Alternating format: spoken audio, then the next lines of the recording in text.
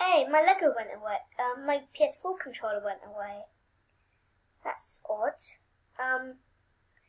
Guys, so, like you've just witnessed... What? Ow!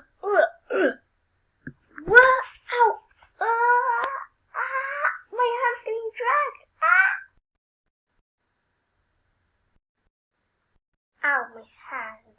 But that was very painful. My Lego just ran away. Wait, let me catch it. Caught it. Let's get the other one. There we go. It seems like these pieces are supposed to go like that. I obviously know only because these are my Lego. Just wondering, what are they doing this far back out of the room? Probably I don't want to discuss it, but that will be the end of my non-ish video.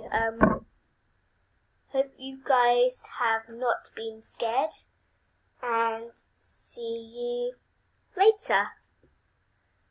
That was my Lego and PlayStation controller stop motion animation video. Hope you enjoyed. The title will be very, very quite like haunted things move in my house or something like that. But just gonna make it creative. So see you all later.